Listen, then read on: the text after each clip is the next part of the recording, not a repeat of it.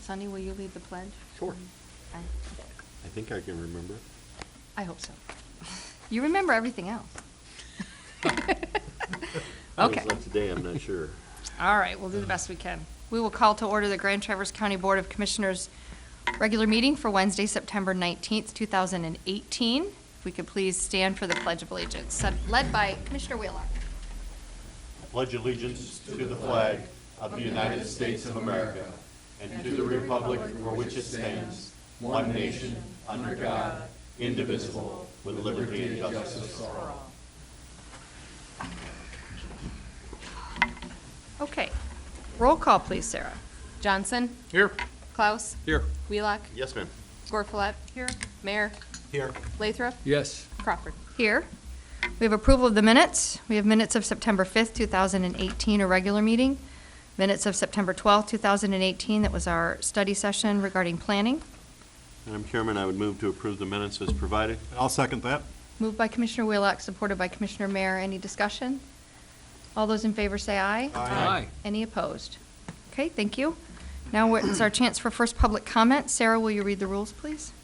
Any person shall be permitted to address a meeting of the Board of Commissioners which is required to be open to the public under the provision of the Michigan Open Meetings Act. Public comment shall be carried out in accordance with the following board rules and procedures. Any person wishing to address the board shall state his or her name and address. No person shall be allowed to speak more than once on the same matter, excluding time needed to answer commissioners' questions, if any.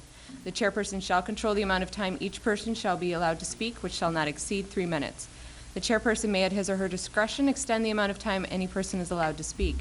Public comment will be solicited during the 2 public comment periods noted in Rule 5.4 Order of Business. However, public comment will generally be received at any time during the meeting regarding a specific topic currently under discussion by the board. Members of the public wishing to comment should raise their hand or pass a note to the clerk in order to be recognized and shall not address the board until called upon by the chairperson. Please be respectful and refrain from personal or political attacks. Thank you. With that, do we have anyone for first public comment? Once, twice? No one right now? Okay, thank you. On to approval of the agenda. Do we have any additions or subtractions to the agenda right now? Move to No? approve is presented. I'll second that. Moved by Commissioner Gorfulet, supported by Commissioner Mayer. Any discussion? All those in favor say aye. Aye. Any opposed? Okay, we have an agenda. On to the consent calendar. Sarah, will you read that for us, please?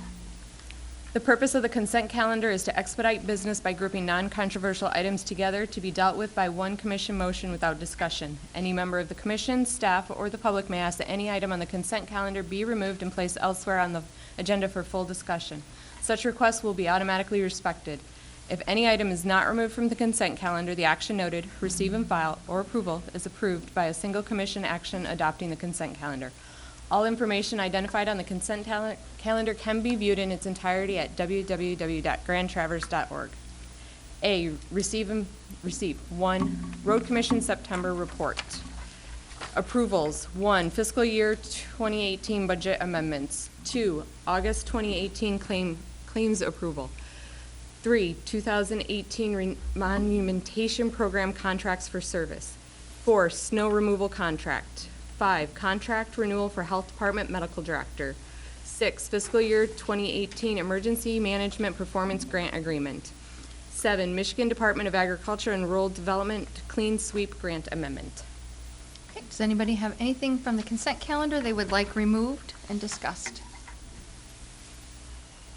Anybody from administration? How about 4? 4? Yeah. E4. Okay. Anybody? No. Anybody from the public, like anything removed from the consent calendar and discussed? Madam Chairman, I would move to approve the consent calendar with the exception of item number B4, snow removal contract. Support. Moved by Commissioner Wheelock, supported by Commissioner Klaus. Any further discussion? All those in favor say aye. Aye. Any opposed? Okay. We will move on to B4. Tom? Well, the reason I asked to have that pulled, and I started sort of campaigning in a small way last winter, is just to make sure that the county cleans all their sidewalks. And, you know, that means any city sidewalk that's in front of one of our buildings, so as to set an example for everybody in Traverse City to clean their sidewalks. Because a lot more people are walking and leaving their cars at a distance from where they're going.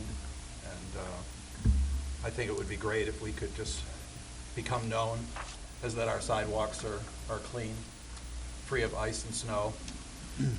The city does make an effort in this area to clean sidewalks, but it's not every sidewalk. And so just to set an example, there's no sidewalk on Lafreniere, but as far as I know, but here and in front of the Commission on Aging and in front of the courts. I know it's going to be extra work and it might cost a little extra time and money, but would really set an example so that somebody like me could point to some place where they're not cleaning the sidewalk and be able to say the county's cleaning their sidewalks or the city's cleaning their sidewalks. You clean your sidewalk too and make it free of snow. That's it. Okay. We have a motion to approve the snow removal contract. Madam Chairman, I would move to approve the contract with Elmer's Crane and Dozer for the removal of snow for a 3-year contract totaling $126,004.71. Support. Moved by Commissioner Whitlock, supported by Commissioner Johnson. Any further discussion? Well, just what I just said, hopefully there's some wording in there that doesn't just, it's not just me talking, in other words, that it actually reads something like that. That's probably going to fall to our facilities group outside the snow plowing. I think this contract with Elmer's has been around since 2012, and I think it's for parking lot plowing only. We can turn this over to Joe and the facilities group to make sure they pay attention to those sidewalks in front of the buildings. Yeah. Historically, they do a pretty good Yeah, job. yeah. Sometimes it gets away from But them. it's, I think they understand the part about in front of the building, but they might not understand the part about the city sidewalk. Right. Okay. All those in favor say aye. Aye. Any opposed? Okay, thank you. We'll move on to departmental items. Our administrator, Nate? All righty? Yeah. We're moving along. We are. Just as a couple of updates for you, we held the sale of items in the basement last Friday, and that did draw some attention, and proceeds were $132. So some of that equipment was removed from the building via sale, and I think at this point, we're probably going to dispose of the rest. There has been some interest by county employees to come in and maybe grab some additional items for personal use. I would like to do that before we start throwing it away or pushing it out to the Goodwill Industries as well. Stick it in the alley and put a free sign on it? Yeah. So that's going to be a process for the next few months, just trying to get rid of some of the stuff that we have accumulated over the years and really has no purpose to the county. Can I have a comment? Yeah. I would reiterate my earlier comment that I think it would be appropriate to put this on our website or to some other way, make it available to the public who bought all this stuff so that they could come in and pick through it. I know you've tried to sell it, but now you're making it available to employees to come in and take it away, and I think that's a great idea. But again, the people who are listening or the people who are out there are the ones who bought this stuff with their tax dollars, so I would like them to have a crack at it too, if that's possible. I believe this was published. The Sure. date and time was published for sale. But that was for sale. Now you're saying for free. Oh, all right. That's the difference. Okay. Free is always more attractive than for sale. Back to the idea, put it out on the sidewalk with a free sign. I don't have a problem with that. Okay. You know. If it's not gone in 48 hours, you have Then it goes to American Goodwill. Waste haul it away. That's right. And I also wanted to inform you that we have, with our chamber membership, we have reserved a spot at the Business Expo for Grand Traverse County. The sheriff's office has done this over the past couple of years, and there's been a lot of positive response to that. And I think it'd be very appropriate for the county to go to that Business Expo and highlight some of the things that we are doing throughout the county to try to draw some attention and make us more attractive to potential businesses. So if any of you would like to come, that is November 13th at the Grand Traverse County Resort. And we will be, we have been asking the department heads to start considering what they want to bring forward, the dam removals, easing pool, things of that nature. So anything that you feel has been a success, please let me know and we can showcase that. And last but not least, we have been invited to the Pints and Politics on October 11th at Right Brain Brewery. When you say that, do you mean the staff or the board? The county The board, officials, yeah. The county officials, Yes. all the elected officials. Yes. They want And to other extend that to you. Oh, so. great. Okay.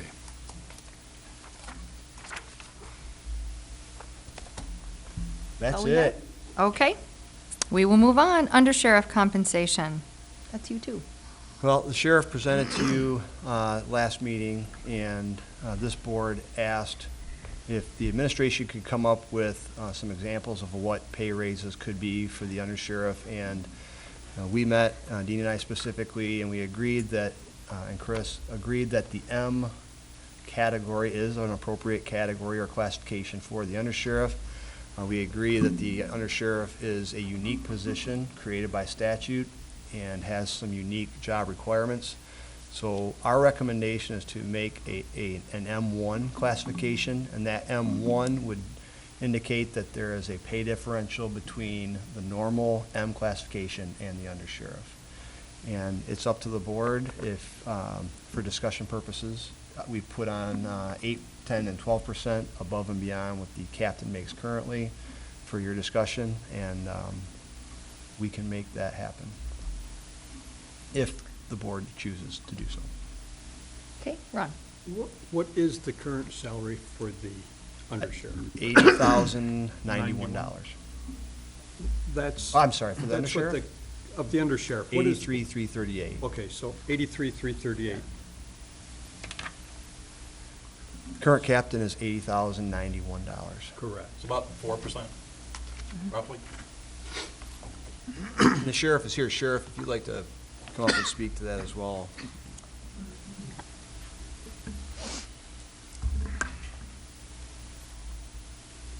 The current captain's salary is $80,091. The current undersheriff's salary is $83,338, and the difference is 4.1%. Go ahead. Last, or 2 weeks ago, I asked how many applicants there were. How many did you have? You never did say. 14. 14? Okay.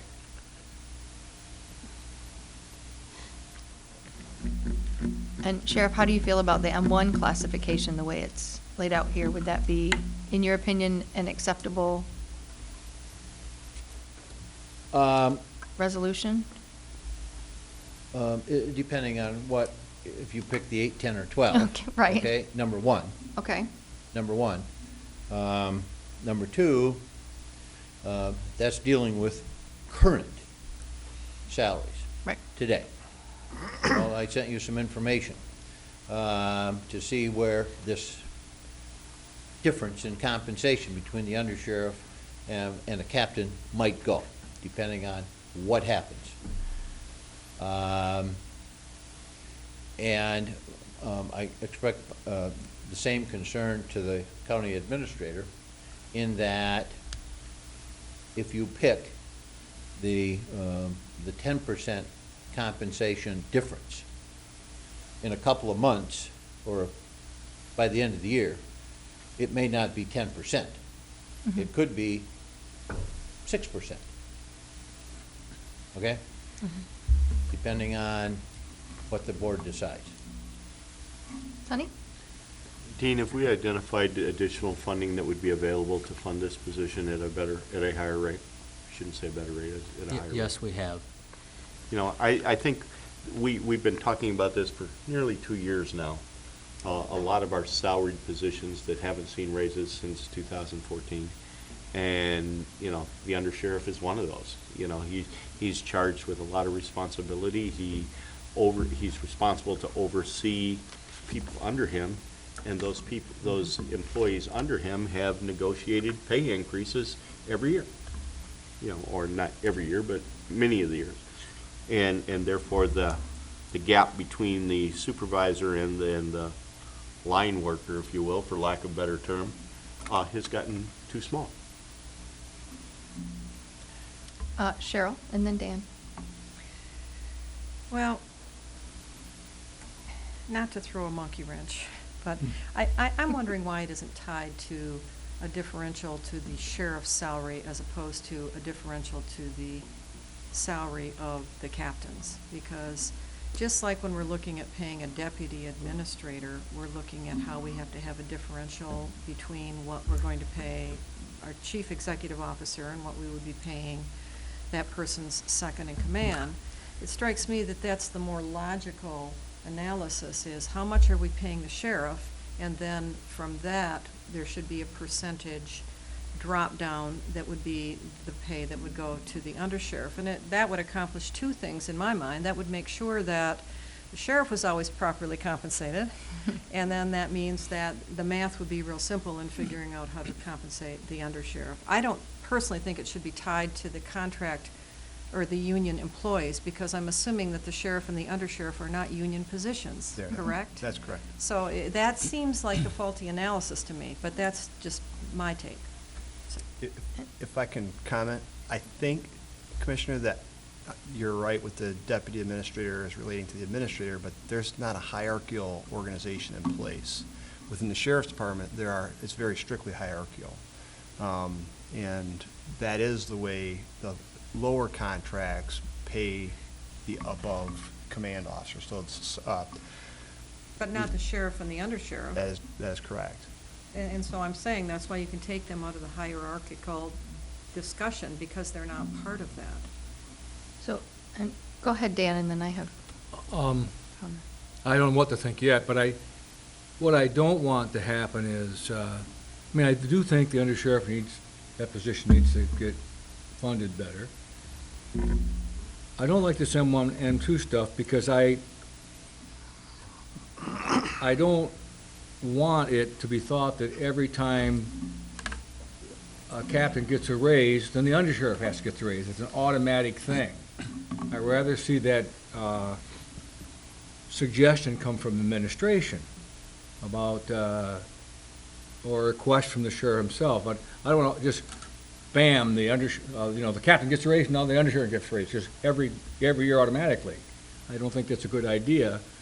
The undersheriff, as I understand, part of his duties are to negotiate with the union. Then you've got, you're putting him in the position, or her. Thank you.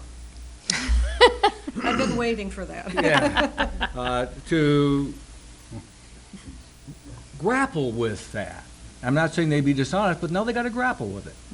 So I think it should be I don't want to attach the M1, M2 stuff. I want to have different reasons that we do this for.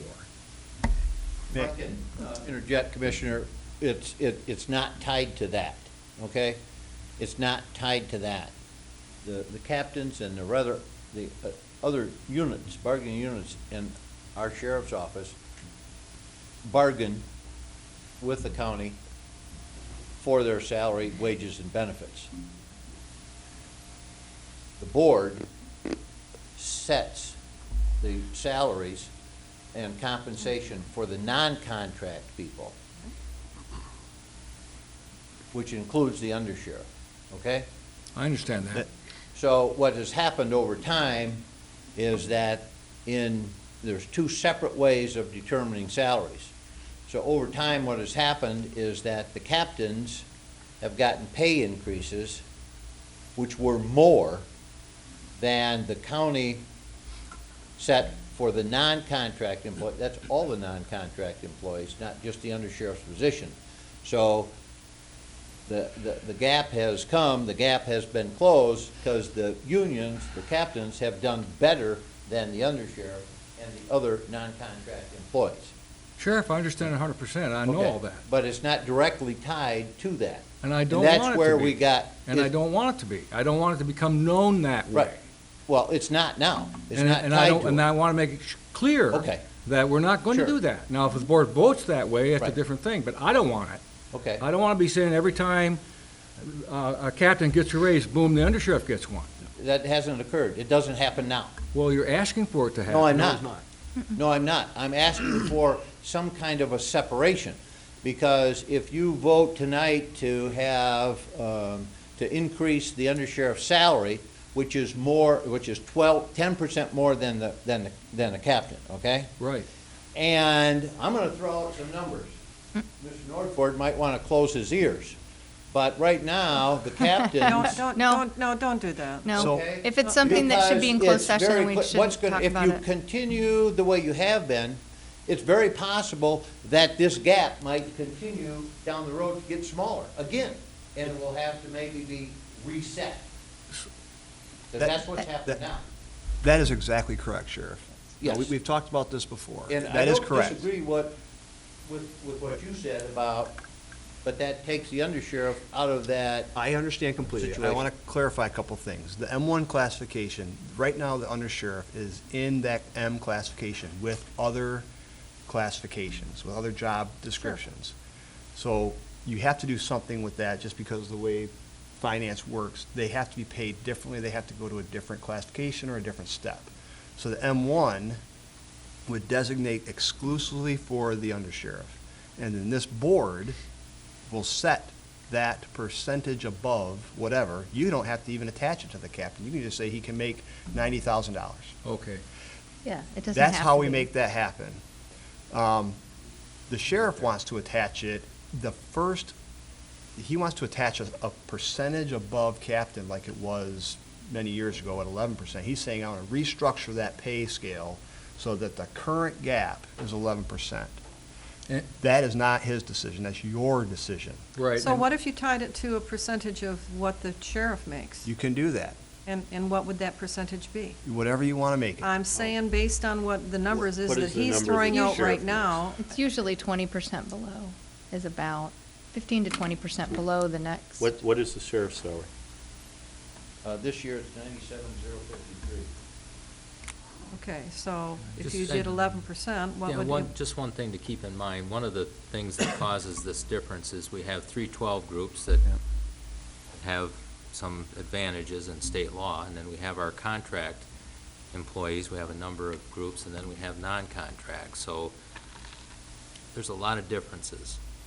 So, I mean, Yeah, it's Well, not. and can I just say, Yeah. I appreciate that and I understand it, and my concern is that, you know, Nate, you're talking about how the M1 would be a special category, and I guess, you know, it would be interesting to know who else is an M, because obviously the M is not just, there are other Ms, correct? Yeah, Within the organization, there are other Ms. correct. yeah. So what are the skills and experiences and years of service that the other Ms bring to the fore? Because, you know, the way that the undersheriff's duties have been described to us, a significant portion are administrative.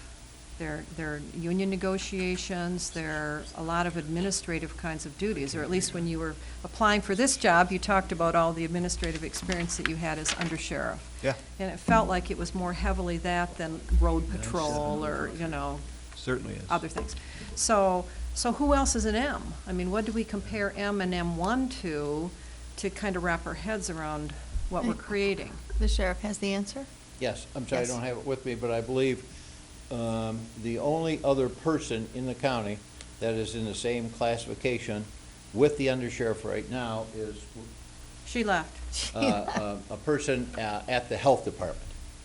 The other two employees that are in the M classification, which is M2, I believe are at the prosecutor's office. So in the entire county, there are 4 people in that M classification. Okay.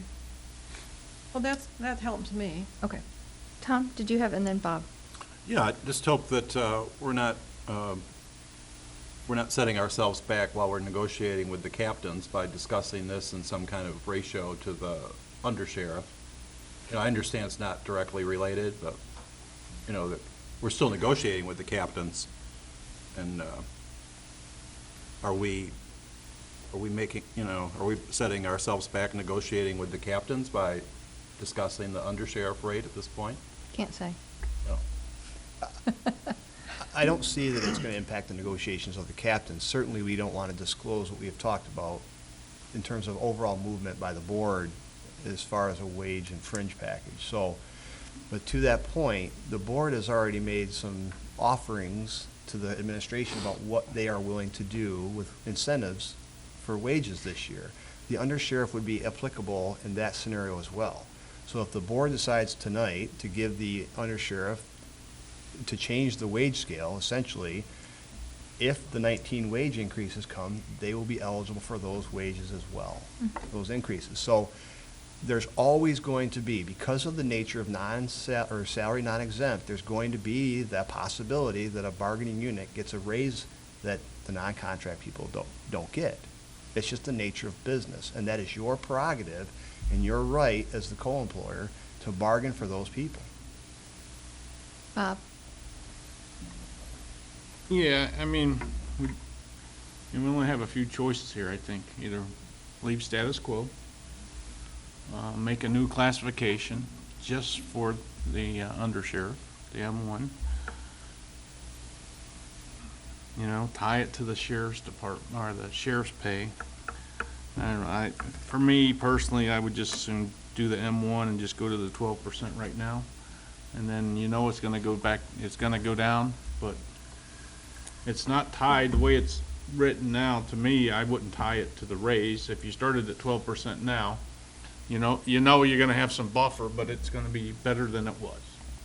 And then they can address it again in a few years when it gets close again. I mean, there's no reason to have, what is it, $3,000 difference between the captain and the undersheriff. There's just. Okay. We'll go with Ron, and then go back to Dan. With the sheriff having 14 applicants, and if we increase the salary tonight, we'll have to repost the job. Why don't we allow the sheriff to go forward with his 14 applicants for his review? In 60 days, once there's another sheriff hired, we can come to, the board can increase his salary by $3,000, $4,000, $5,000, whatever we want at that point. We don't have to go back out for posting. It won't take any more time, and we can get that position filled. No, I think that then you're tying that raise to that person and instead of to a position. It's actually really good right now, I think, to tie a salary change when there's nobody in the job. It's actually easier because you're not thinking about a person. You're actually thinking about, there's not a person attached to this at the moment. You would actually be applying dollars to somebody's performance. I mean, if the Right, person. which is not for us to do, that's for the sheriff. That's right, and the sheriff can come to us and say, you know what, he can make a case for 3,000, 4,000, 6,000. He's making a case right now for the position. We'll go with, Dan, did you have a comment? And then we'll go back to Cheryl. Well, I guess in a sense, I'm concerned about if we do this, do you repost the job, Sheriff? What about the 14 applicants that have already applied? What do you do? Well, some of them, I can tell you, would like to know what the salary's gonna be, okay? Because they know what it is now, okay? And they applied. And they applied. Right. Okay? But it depends on, and don't assume that appointment will start at the highest level. That appointment to the undersheriff's position, the way that our current system is set up, it's a start 1 year, 2, 3, 4, 5, 6 salary. So depending on the experience, that's the second leg of this procedure. He may very well start at a salary below a captain. Below 90,000. Okay. Okay? Okay, so my question is. And work his way up and past the Okay. salary of a captain. I feel better about that, Depending on yeah. who that is. I feel better about that. Now, Okay. next, are you going to repost the job? What's your philosophy?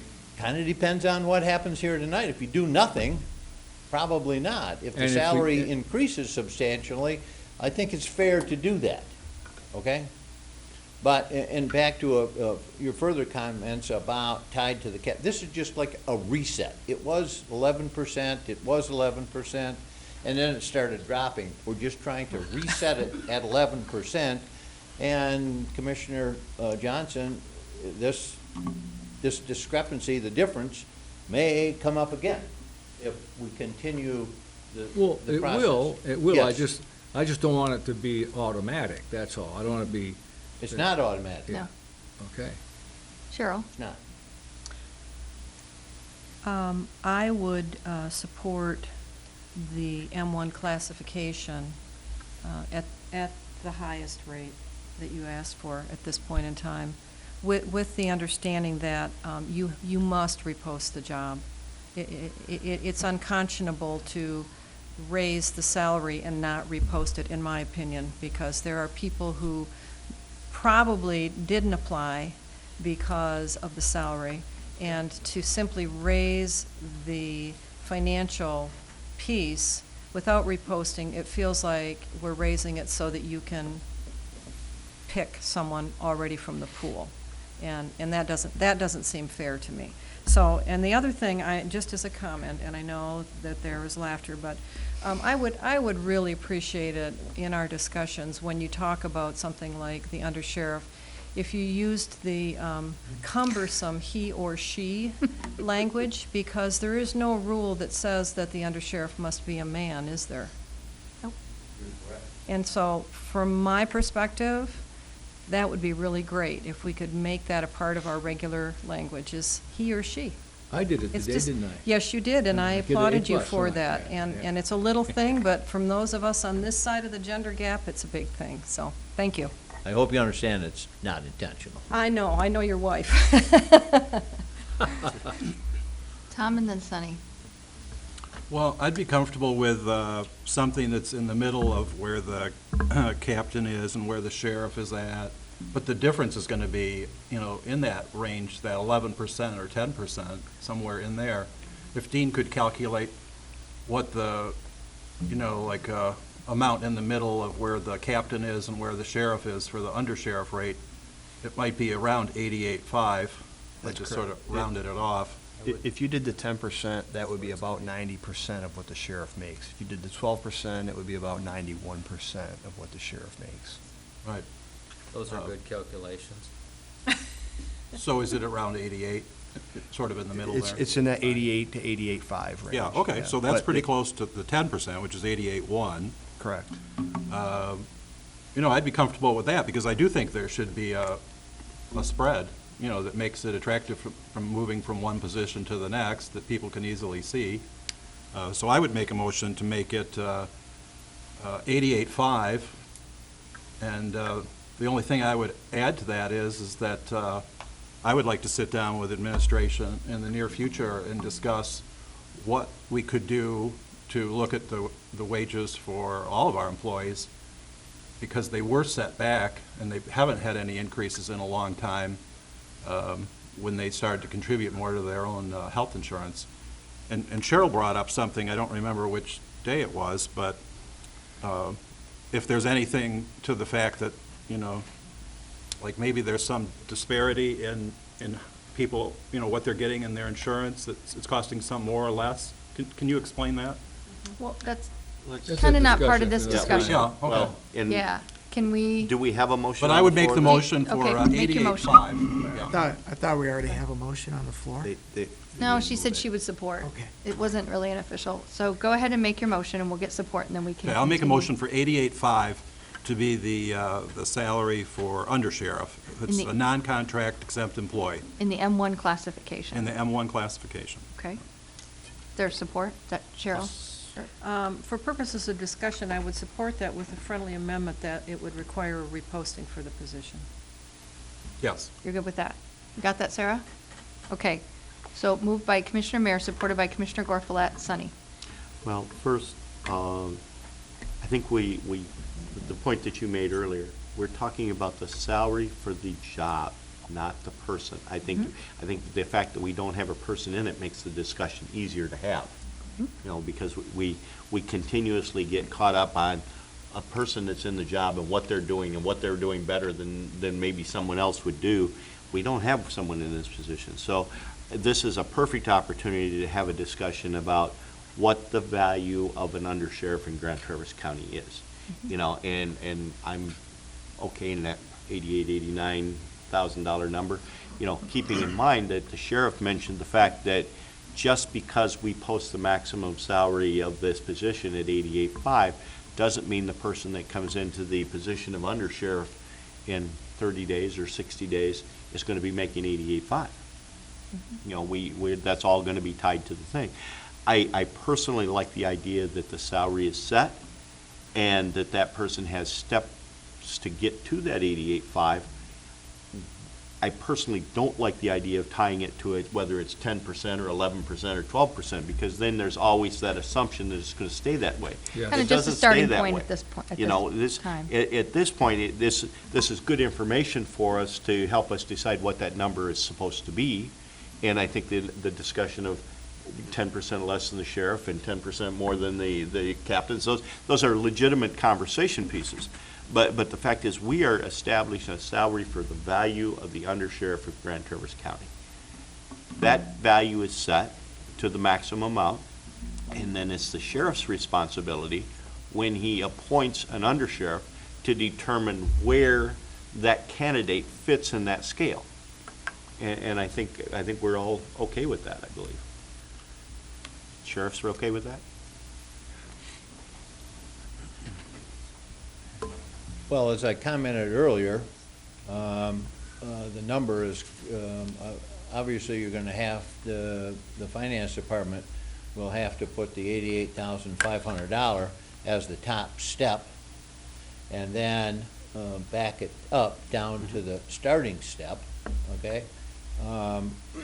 And I think you're aware of the fact that if you say you're using that 88.5, whatever that comes out to, 10%, that is gonna change in a few months. It's not, I'm quite sure it's not gonna be 10%. It's gonna go down. Or it could go up, Sheriff. Or it could go up, and that So would be a that good arg- thing. yeah. Never know. But, from everything I've heard, can't talk about,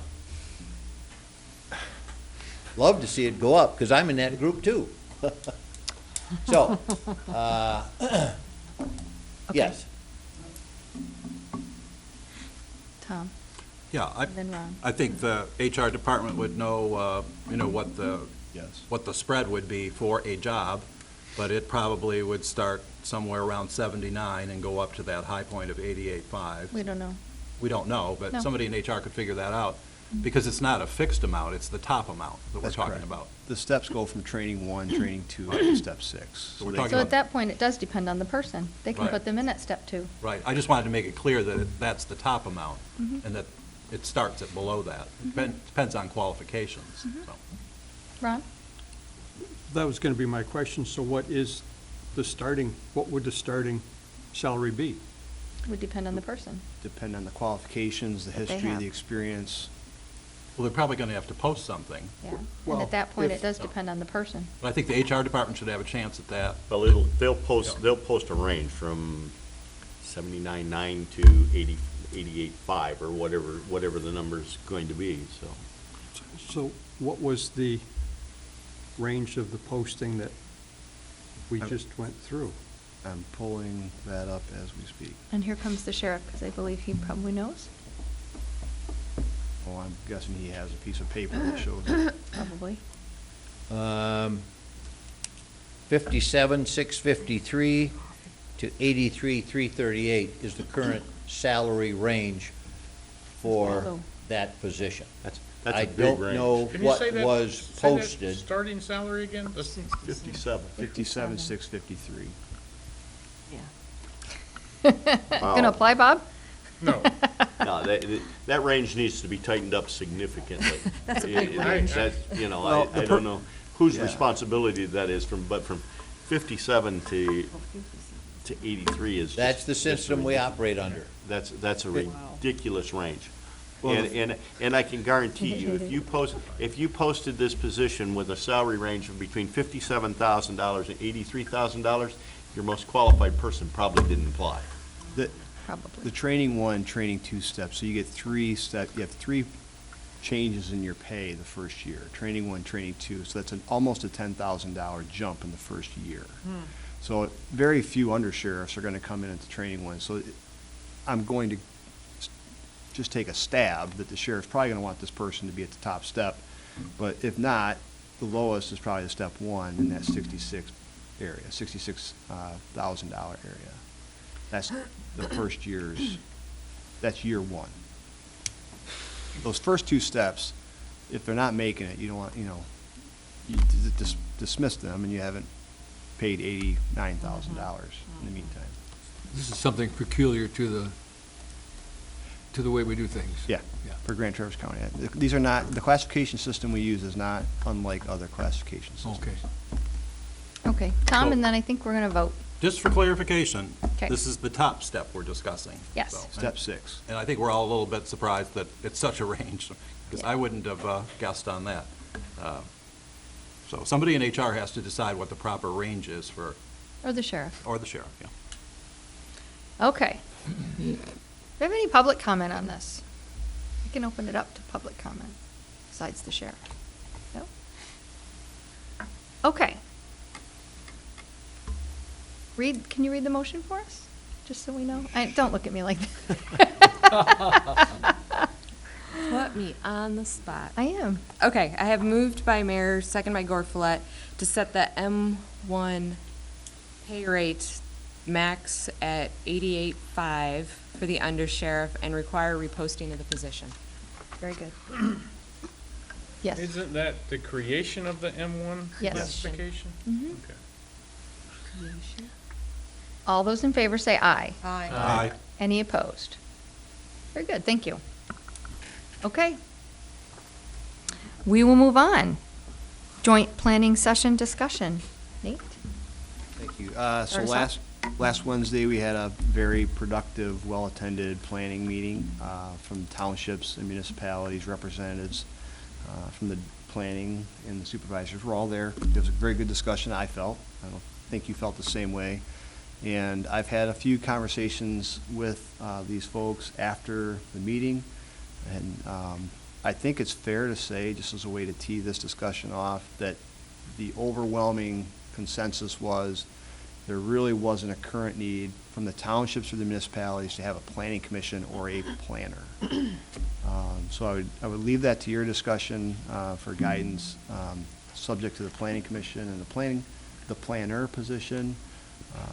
And then it's also safe to say that there was a significant amount of discussion about the value of community development, as it may or may not be attached to economic development. So I think those two discussions need to be had.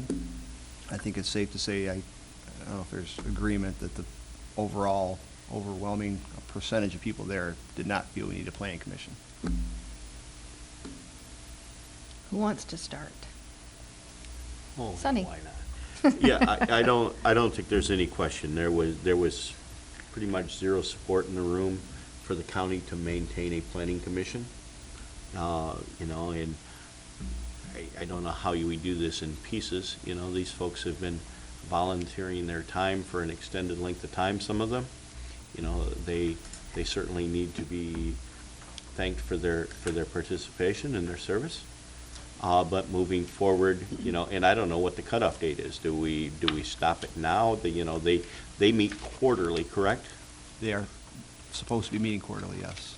So do we tell them, okay, you're having with your November meeting will be the last meeting of the Grand Traverse County Planning Commission? I'm not sure how we facilitate that, but I certainly can support the concept that we don't need a planning commission.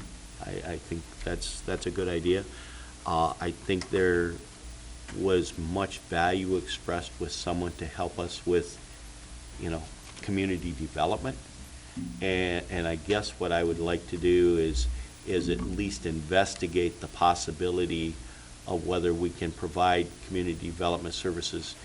And I believe that we don't have to necessarily do that with staff. I believe we can do that partially with a contract with TC Talus, but there's a new name for it now. Anyway, so I believe we can certainly talk to our cohorts in the development world and come up with a plan of how we find someone to help us spearhead that in our community. Matt McCauley, I don't know that we're necessarily bound to go back to someone on staff in-house to do that. I believe we can provide the service without having to necessarily do staff people here in-house. Dan? Yeah, I Tom? agree with you. And I'm concerned, though, about the people on the planning commission, county. I don't want to insult them. We need to thank them for their work, and I know you brought that up. Maybe we should ask them, when would be the right time? Do they have loose ends they want to tie up? I mean, do we need their input? Are you on the planning commission? What do you think? When was the last time they met?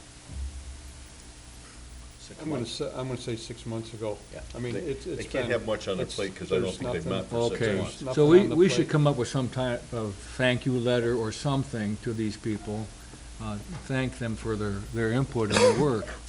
You know, they did take it seriously. So, Bob Fudge is the chair. yeah, Of the planning commission, and he's truly just looking for direction. Direction. So that he Okay. knows whether to close it down or yeah. continue forward. Well, I just want to Yeah. thank them for the, Yeah. officially thank them. Tom?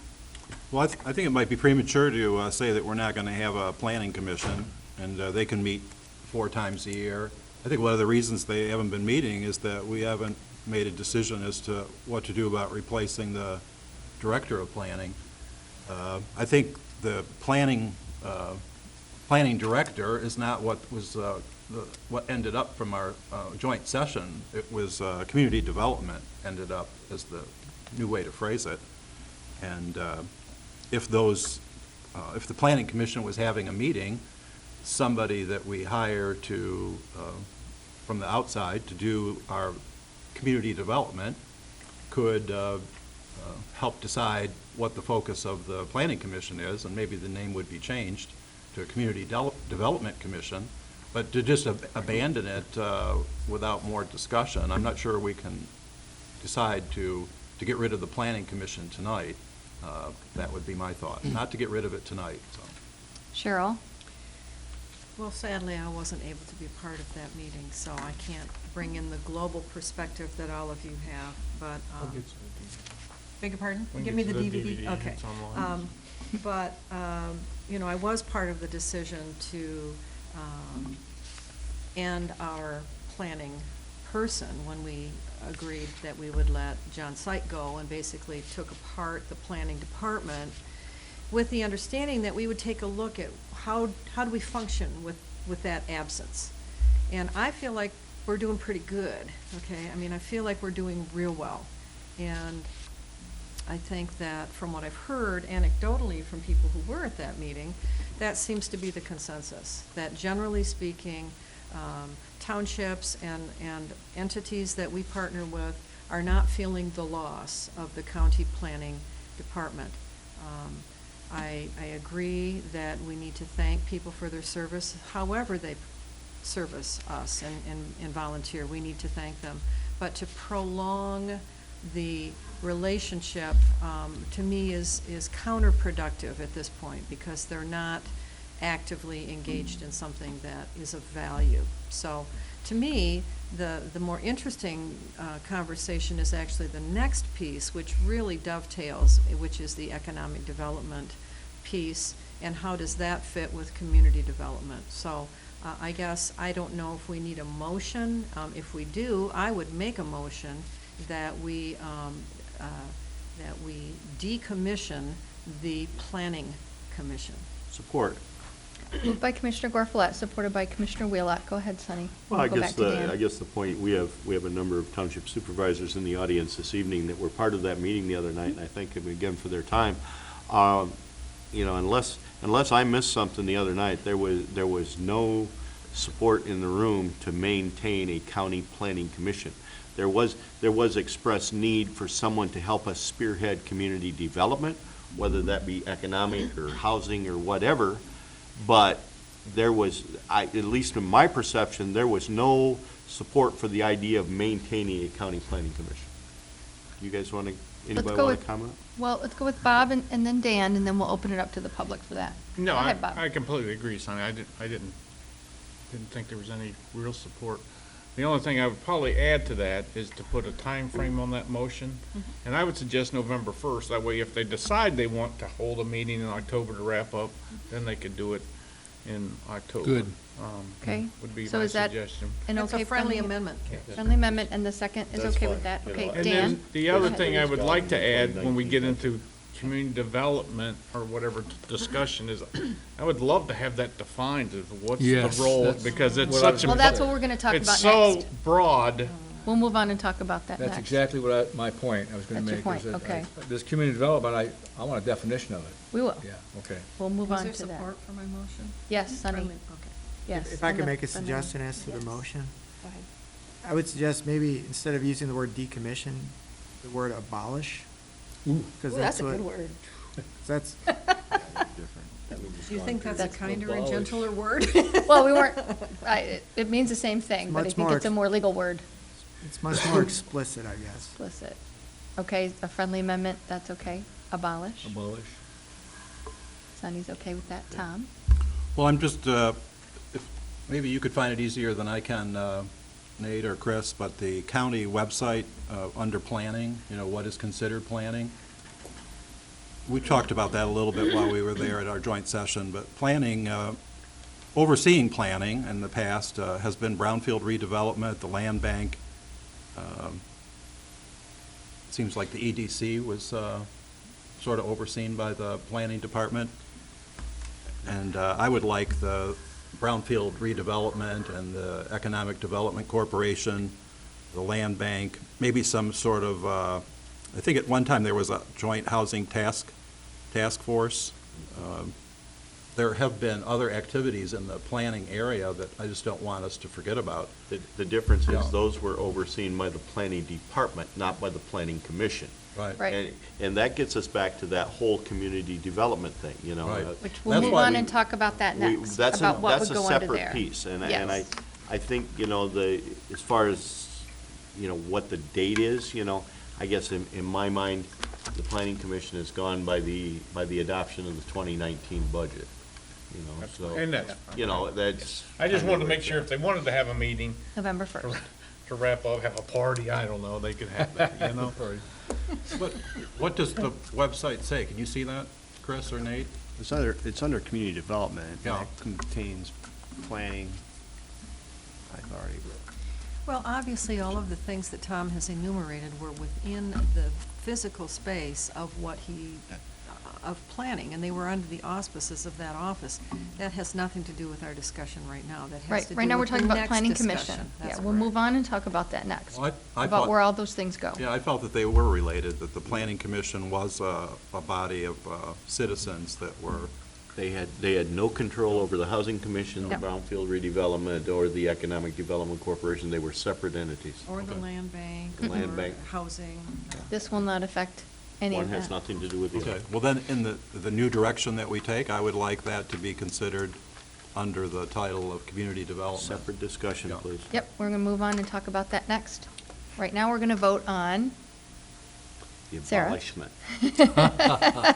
you had to know I was going to ask you again. To abolish the planning commission effective November 1st, 2018. Let's take a roll call. Okay? With a roll call. Yeah, let's do a roll call, just for fun. Klaus? Yes. Wheelock? Yes. Borflat? Yes. Mayor? No. Lathrop? Yes. Johnson? Yes. Crawford? Yes. Okay, thank you. Now, Nick, let's, yes. Nate. Before we move on to community development, there are some things that we will need dedicated planning services for.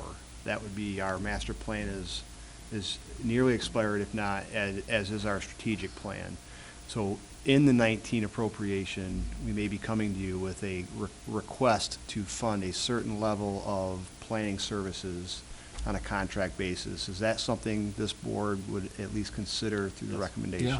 Yes. Yeah, and Good idea. I think we talked about that at We the. did. You did. We talked about it Contracting the that other out is night, and okay. we truly had a significant amount of discussion about that when we kind of abolished the planning department, if Cheryl is my recollection anyway, that, we're still going to have certain planning functions that as a county we need to continue. We need to maintain our master plan, we need to maintain our, community, or community development plans, our economic development plan, our brownfield authority, our EDC, and the housing commission, Yep. and the land Okay. bank. To that end, we're going to kind of put this together with the new business, which is economic development discussion, and kind of call this, what do we do next with all these little bits and pieces? As far as community development, economic development, how do we want to handle that? Because we're not going to hire a new planner, and we don't have a planning commission. I would, I know they don't want to hear this, but I would recommend the staff do a little research on what is community development and get us some information. Get us I a can't job even make description. I can't even make an informed discussion right now about it without exactly knowing what are we envisioning, or at least a starting point to say this is what community development is in other counties, and here's what we would like to see, so. What are all those little bits and pieces that need to be tied together, and is it a full-time job? Is it a part-time job? Can you? Yeah, is it something we can contract out again, you know, the workload, and I mean, it's They need to got a figure lot that of out moving for us. parts It that does. it'll be. You know, Dan and then Sunny. Yeah, I know that Cheryl brought up the, what is it, what is the title you call it, a C, Community Development Organization? Economic development. Is that, are we talking about that now? Yeah, we EDC? kind of moved on to We that because we're can. kind of putting it all Oh, together. all right. Yeah. So there, we have a Community Development Corporation, and Cheryl's talking about they want another type of, They want to change their organization, correct? that's the economic That's the development EDC. organization, not the Okay. community Economic development, are we talking about economic development Corporation. now? that's part of this whole conversation. The EDC wants to become an EDO. Okay, so what I'm asking is that staff comes up with a little lecture about what the difference is. Apparently, you need the EDC for certain types of financial situations such as bonding and borrowing. Can you speak on that, Chris? Sure. There is the Economic Development Corporations Act, which I just pulled up online, that it does outline its powers. Most of those relates to bonding, issuing loans, purchase of land for the purpose of economic development, for funding, it uses the word projects, economic development projects. So an EDC has those statutory powers. An EDO is not the EDC. EDO is a public-private partnership. It's a separate nonprofit corporation that would not have the same statutory powers as an EDC. So one doesn't replace the other. I just think it'd be nice to have you guys give us a little prepared lecture on what the difference is, the powers, and we were talking about being a paid position. I'd like to kind of know what that would cost us if we had an EDO and we had to hire one of us to fill that slot. That's a lot, could be a lot of money. Cheryl, have some explanation on this? Yeah, I'm our rep on the EDC right now. Sonny was on for a while too, but They kicked me out. the current EDC, the current EDC came up with strategic plan late last year with the goal of becoming an EDO by January of 2019. And as Chris so succinctly stated, it is a public-private partnership. Actually, private-public partnership would be the more appropriate because it is heavily business-run with support from governmental entities. So the primary funding and the primary organization comes from business, with government throwing in the support that they need to through things like brownfield, land bank, loans, helping with financing monies that come through the state, et cetera. So I think that the request for the administration to put together, some talking points and showing us like where we would fit into this is really appropriate for us going forward, because community development, as Bob said, is just this huge thing. I mean, it's the DDA and it's the chamber and it's the townships, and I mean, it's all of those moving pieces, and there's absolutely no way the county should be running that show. Okay, Absolutely no okay, way. But point I'm trying to make is that the EDC can't become the EDO. You can have both of them. No, Well- no, Not well, necessarily true, because one of the things you have to remember is when Next Michigan was created, the county itself actually gave up its EDC powers and turned it over to the Chamber of Commerce to run. It did give up part of its powers, and that is this CBG loaning administered, started with the federal government through MEDC, passing through the county, so the county gave that up, administering those small business loans. The EDO, and Cheryl, correct me if I'm wrong, but one of the examples the EDC looked at is Right Place. in Grand Rapids. In Grand Rapids. So I'd encourage everybody to check out Right Place online to see what it does, what it looks like. But I think that's the model that the EDC would like to go to. My question is, can you eliminate the EDC, or are you going to have to use it at times for different fiscal instruments? You may, it may be a tool that the county board could use. So do you have to resurrect it then again? Well, I Or mean, can you transfer the Can you bonding powers back to the county? No. They, No, it's- they it's- can't leave the county.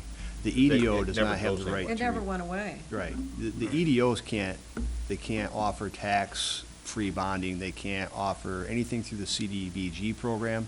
That has to have the county's authority. Our authority is delegated to Ventures North through the subrecipient contract that we currently have and expires in October of this year. So one of the discussions we had with the MEDC this week, or last week or this week, was how well is Ventures North doing with the CDBG funds? They love them. They think they're doing great, and they cautioned us on clawing those funds back to the county because Ventures North is doing a very good job with those loans. So we called them with the intention of offering the EDO a funding stream through monitoring those loans, and they can't do it. But So- to speak to what Dan's saying, I mean, let's not get caught up in the nomenclature, because the bottom line is that there will be an EDO. I mean, that is the whole purpose of the EDC coming together, was to create an EDO, which is a regional entity, not a county entity. Okay, the goal of the EDO is to become an economic development driver for the region, and that's their whole purpose.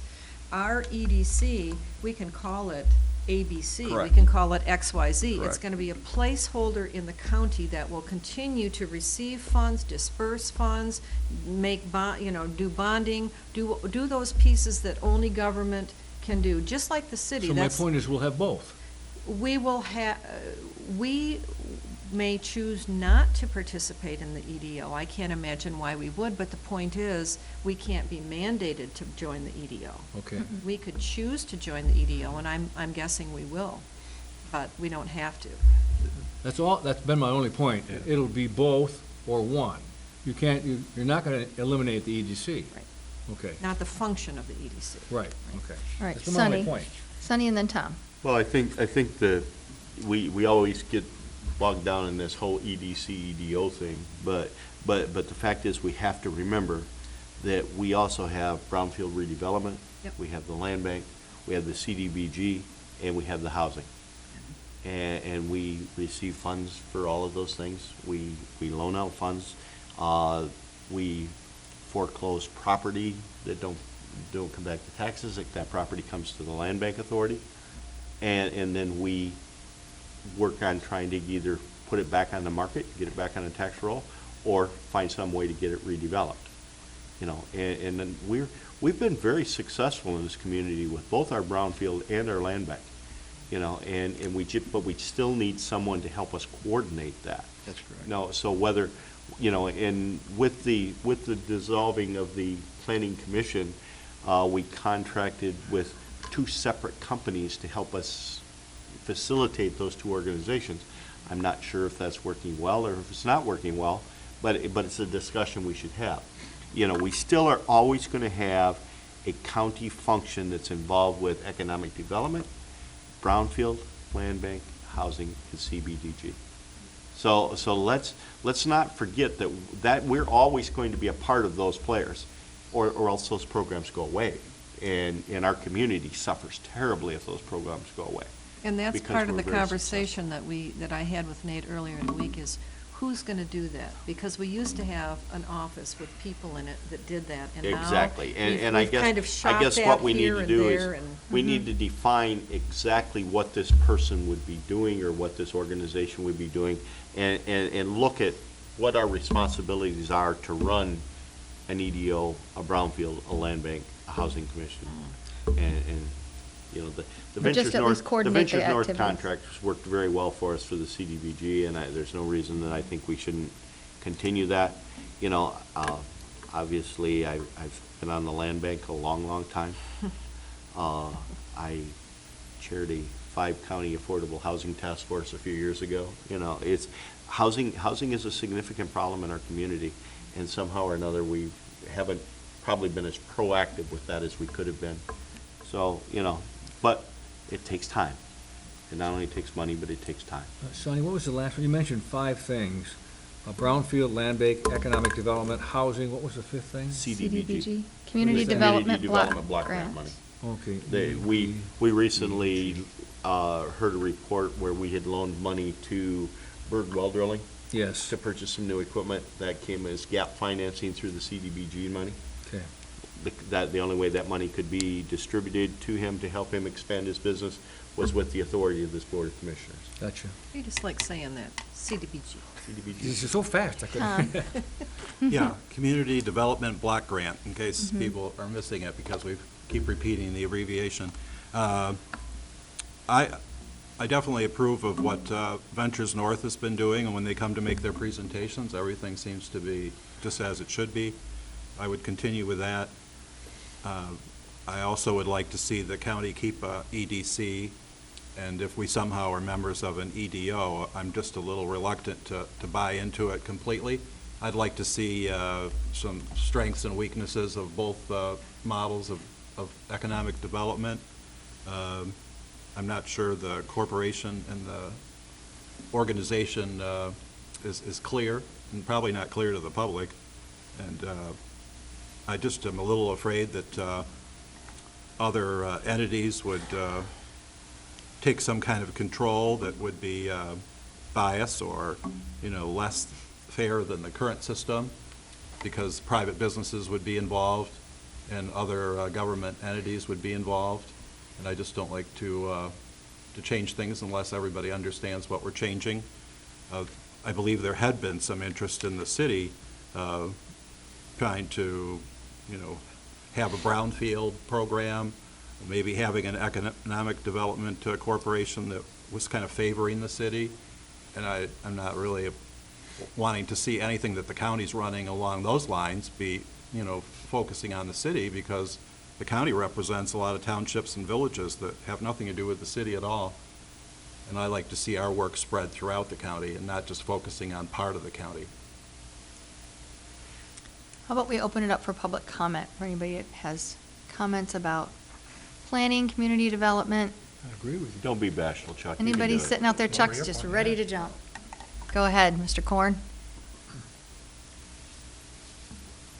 Thank you very much.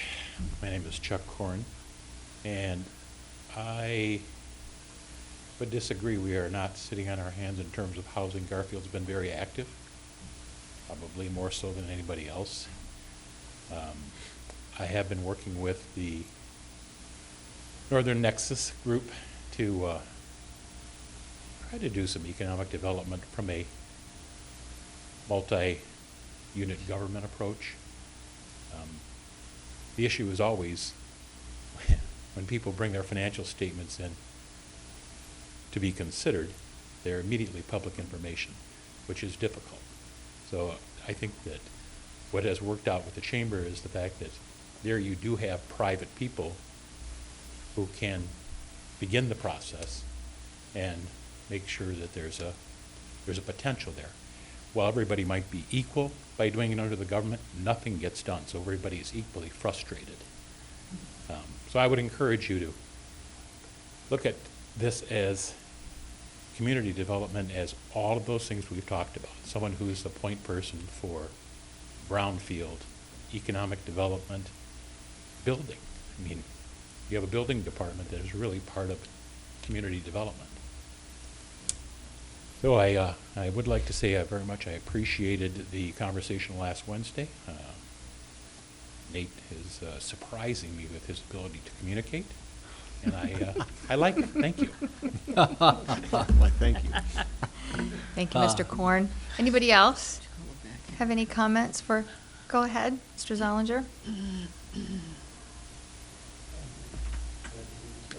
Jay Zollinger, Acme Township Supervisor. I really first want to repeat something Mr. Korn said, is we as supervisors really appreciate the ability to sit down in a work session with all of you. Nate had some talks about this. I don't know if you started or the commissioner started, but as a group, that was a good session. We learned a lot, and I appreciate your decision, and I think it's the right one. There'll be things we as townships will have to pick up, but we're ready for that. We understand some of the things that were being done one place, we can still do and do it appropriately and have everybody involved in the township. And so that's a good thing. On this economic development, I don't know who said it tonight, but I think it's not just economic development, but it's all those acronyms we use for these organizations. Having somebody documented on one page, just a little briefness of it would be helpful, because it's very obvious we don't all, and I mean all, even the townships, know what all those are and what they do. I happen to sit on the brownfield, so I know a little bit about that, but I might not know about another one. This is a critical decisions you're making on how we as a county move ahead, and we move ahead together. And if all these things are working right, we will have economic development, we'll have growth, these things will work appropriately. And I've experienced that coming to the county for bond help on roads. So again, we thank you, Nate, we thank you for that communications. That's a great thing for all of us. And it was timely, we got it the next day, not the next month. So thank you for this discussion, and we appreciate it. Thank you. Anybody else?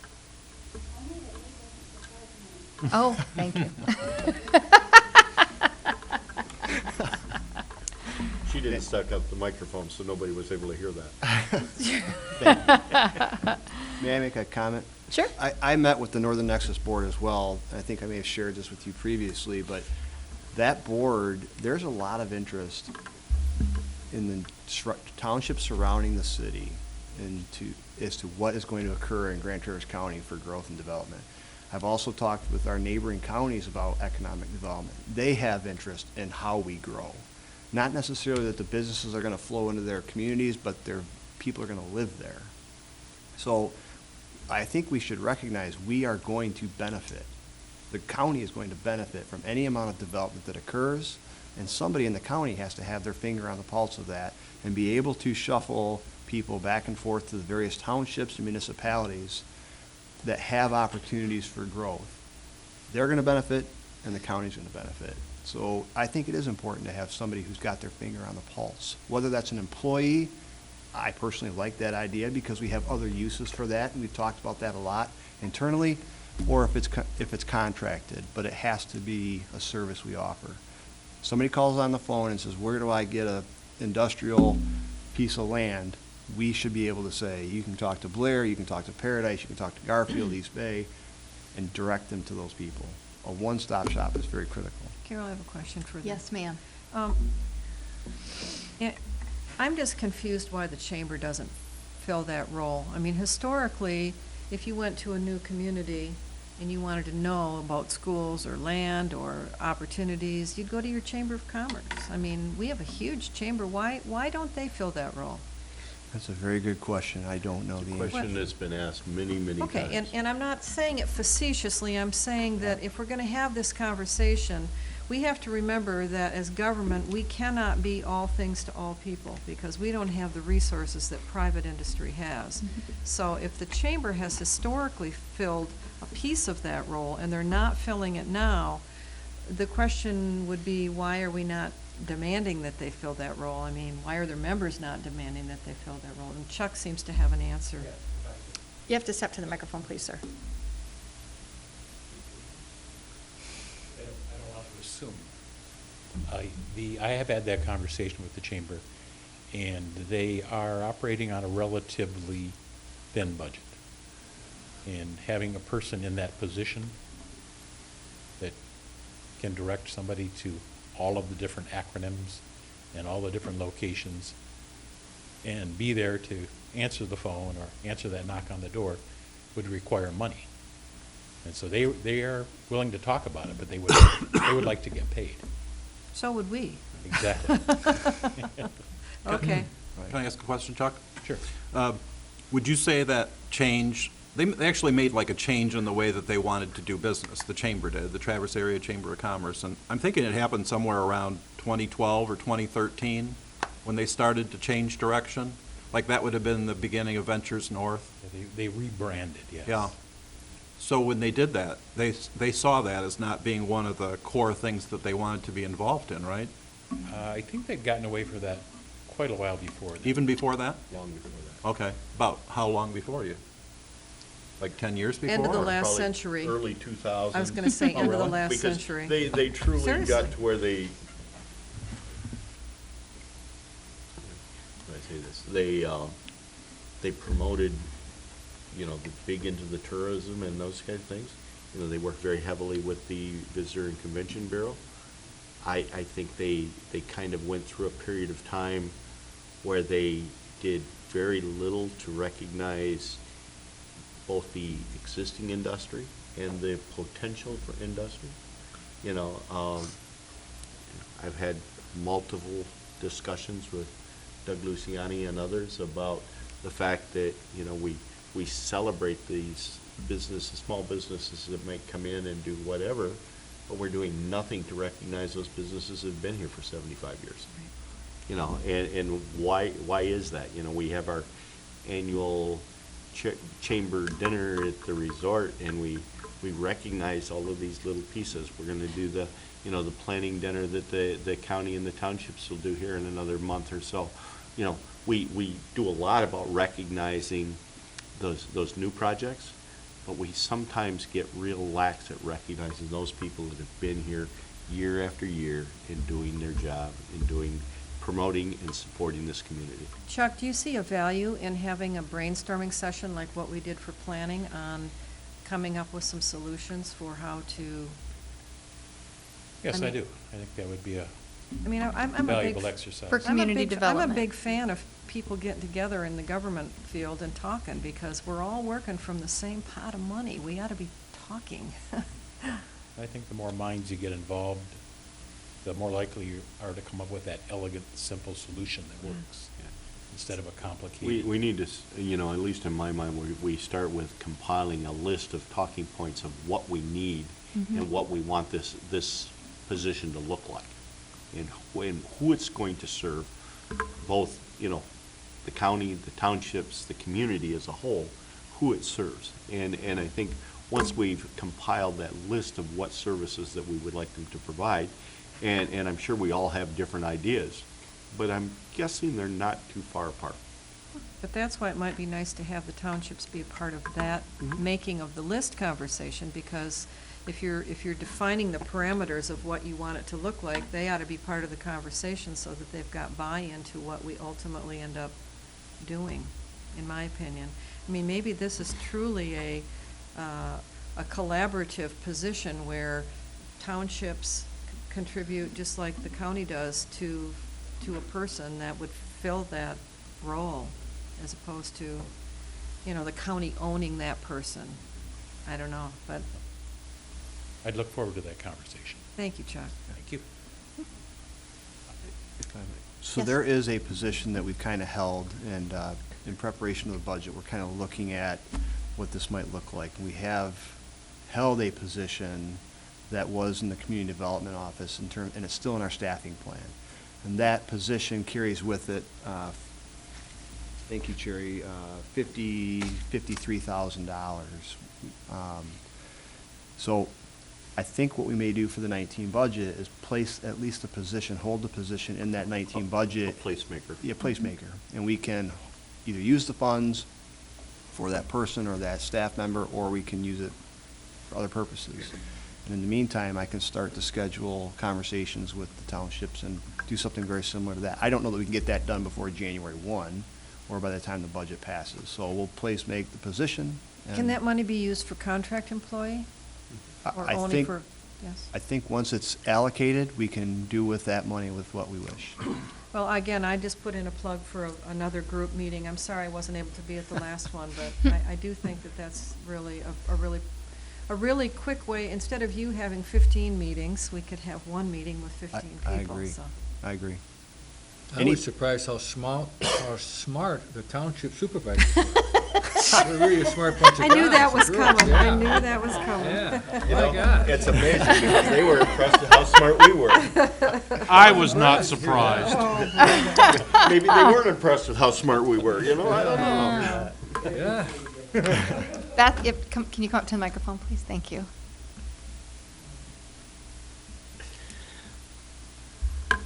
Beth Friend, East Bay Township. Did Dr. Lathrop, did you just refer to a bright bunch of guys? No, I corrected Oh, that. my. He corrected himself. No, I corrected that, didn't I? Shame Yeah, you on did. I Yeah, heard you. you did. I heard you. Moving on. You did. Yeah. Yeah, let's move We're out of on. control. Away with it. Rein us Okay. in, Carol. Handle on these guys. Okay. I think we're good on this. You know, I- we know how to move forward. Absolutely, thank you. Okay, good. Now is there a chance for second public comment? Everybody's already talked who wanted to.